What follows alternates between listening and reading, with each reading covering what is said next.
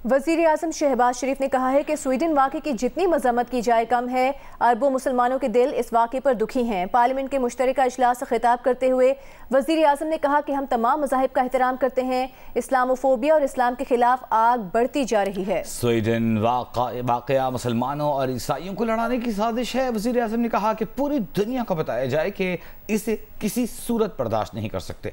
Sweden की हुकूमत ने ऐसा वाक़या क्यों होने दिया? वज़ीर आज़म शहबाज शरीफ ने कहा कि कल जुमे को तमाम सियासी जमातें इस वाक़े के खिलाफ भरपूर एहतजाज करें। पाकिस्तान के करोड़ों अवाम दुखी दिल के साथ हैं। ईद के रोज स्वीडन की पुलिस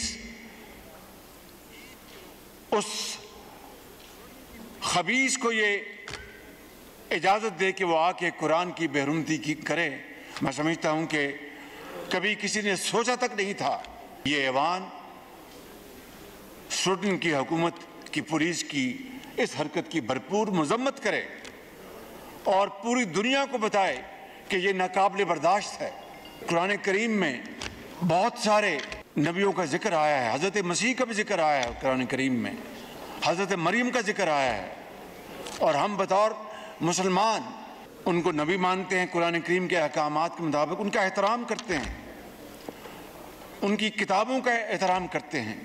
इसके बावजूद ये जो इस्लामोफोबिया और इस्लाम के खिलाफ जो जानबूझकर आग भड़काई जा रही है, ये असल में जनाब स्पीकर दुनिया में मुसलमानों और ईसाइयों को लड़ाने की साजिश है। और मैं समझता हूं कि इसकी जितनी भी मजम्मत की जाए कम है। जनाब स्पीकर, पार्लियामेंट का मुश्तरका इजलास जारी है। इस वक्त सेनेटर रजा रब्बानी खिताब कर रहे हैं। ये एक ऐसा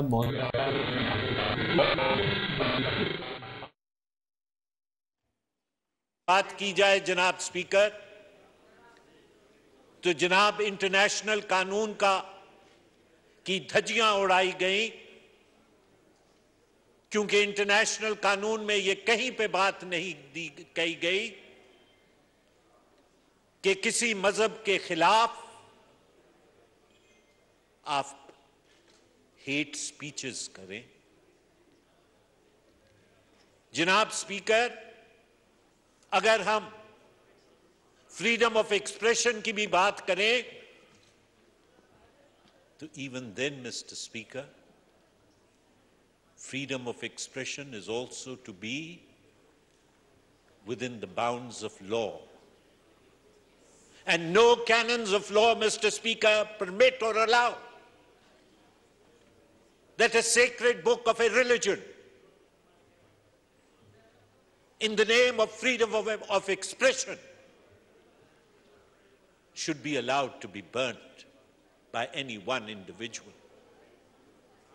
लिहाजा मैं वापस जनाब स्पीकर कंक्लूड करते हुए, जहांगीर तरीन के भाई आलमगीर तरीन लाहौर में अपने घर में मुर्दा पाए गए। पुलिस का कहना है कि इब्तिदाई तहकीक में बज़ाहिर ये खुदकुशी का मामला लगता है। आलमगीर तरीन का पोस्टमार्टम मुकम्मल कर लिया गया है। बात करेंगे नुमाइंदा जियो न्यूज़ मियां आबिद से। मियां आबिद, पोस्टमार्टम रिपोर्ट में क्या सामने आया है?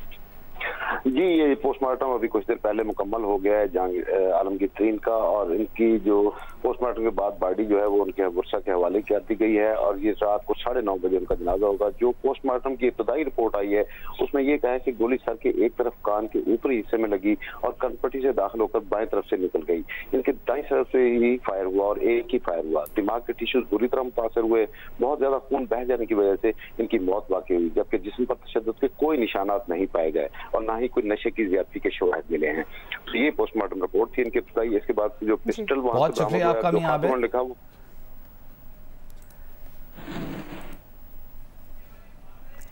आलमगीर तरीन की लाश के करीब से मिलने वाली तहरीर सामने आ गई है। मुबैना तहरीर में आलमगीर तरीन ने खुदकुशी करने की वजह अपनी बीमारी बताई है। तफसील जानेंगे नुमाइंदा जियो न्यूज़ ब्यूरो चीफ जियो न्यूज़ लाहौर रईस अंसारी साहब हमारे साथ मौजूद हैं। रईस साहब, क्या लिखा है खत में? देखिए, जो ये खत सामने आया जो आलमगीर तरीन की लाश के पास से मिला था, उसमें उन्होंने ये लिखा है कि मैं अपनी भरपूर जिंदगी गुजार रहा था और मुझे जिंदगी से किसी किस्म की शिकायत नहीं थी। मैं अपनी जिंदगी से बहुत प्यार करता था, लेकिन ये 6 माह पहले मुझे कुछ बीमारी उन्होंने लिखी है, जिसमें एक उन्होंने ये लिखा है कि अपने चेहरे की बाएं जानिब जिल्द में उनके कुछ सोजिश हो गई थी, जिसकी वजह से आंखों के करीब ब्रूज हो गए और उन्होंने पढ़ना भी बंद कर दिया और उनको कमर की तकलीफ थी। उन्होंने ये वजूहत बताई और इस वजूहत को बताते हुए अपनी जिंदगी का खात्मा लिखा और इस खत के एंड में उन्होंने एक स्पेशल मैसेज अपने भाई जहांगीर तरीन को दिया है, जिसमें उन्होंने ये कहा है कि जो उनका मुलाजिम है आलम, उसका ख्याल रखा जाए और ऐसा ना हो कि बाद में पुलिस जो है उसको खींचती फिरे, उससे परेशान करे। और इस बारे में उन्होंने बाकायदा जहांगीर तरीन के नाम भी एक पैगाम छोड़ा। उन्होंने जो बीमारियों का जिक्र किया, जो उनके दोस्त ने भी बताया, उसने कहा ये ऐसी कोई खास बीमारी तो नहीं थी। उनके दोस्तों ने ये भी बताया कि हाँ उनके बाएं गाल पे कोई निशानात पड़ गए थे, तो उसकी वजह से वो ना परेशान रहते थे। जो खत है उसमें सिर्फ उन्होंने अपनी बीमारियों का जिक्र किया, इसके अलावा कोई ऐसा जिक्र नहीं किया और उन्होंने किसी को भी इसमें जिम्मेदार नहीं ठहराया कि कोई इसका जिम्मेदार है। जी बहुत शुक्रिया आपका रईस अंसारी साहब।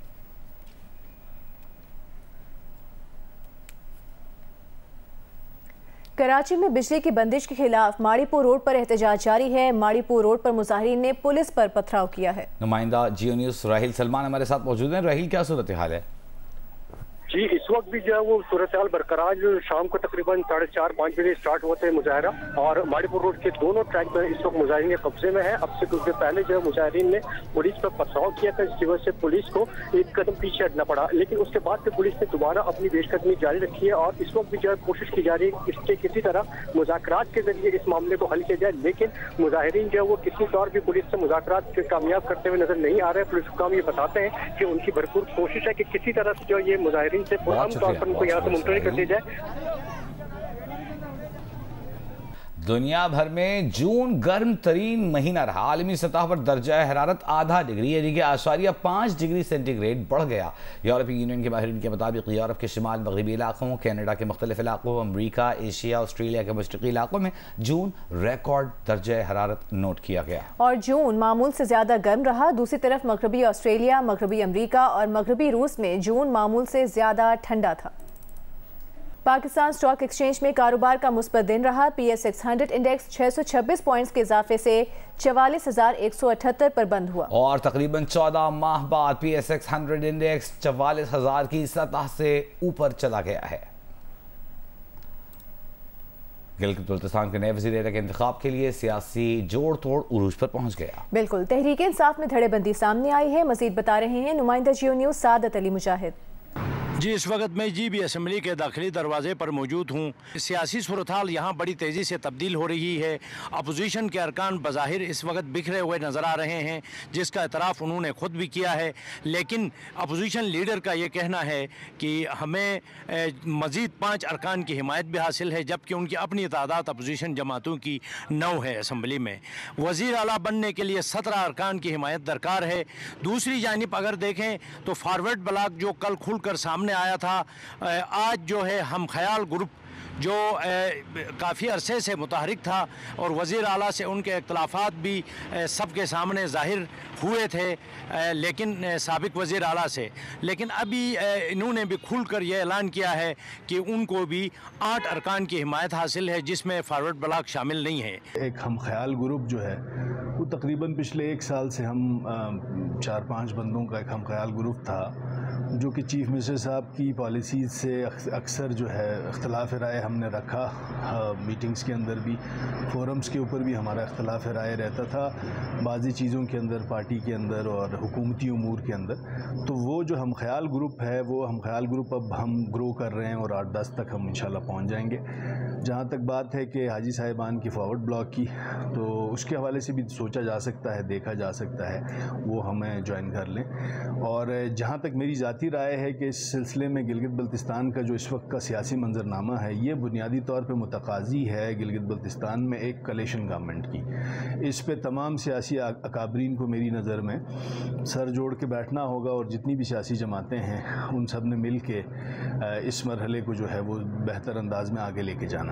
जहाँ तक बात आपकी है कि गिलगित बल्तिस्तान के अंदर चूँकि आईन पाकिस्तान का इतलाक़ नहीं है गवर्नेंस ऑर्डर 2018 के तहत, फ्लोर क्रॉसिंग की प्रोविजंस जो हैं वो उस तरह से इंटैक्ट यहाँ है नहीं। जो ये दिन करीब आते जाएंगे, 13 जुलाई करीब आता जाएगा, तो इनके यहाँ पर सियासी जोड़ तोड़ मज़ीद उरूज पर रहेगी। अपोजिशन का दावा है कि PDM की तरफ से और अपोजिशन इत्तेहाद की तरफ से जो वफाक में है इस वक्त, तो उनकी तरफ से एक ही नाम अपोजिशन का सामने आएगा जिस पर इत्तेफाक होगा, जबकि हम ख्याल का ग्रुप का कहना है कि हम भी एक उम्मीदवार सामने लाएंगे। अब वज़ीर आला का ताज जो है किसके सर सजेगा ये तो 13 जुलाई को ही मालूम होगा। जी।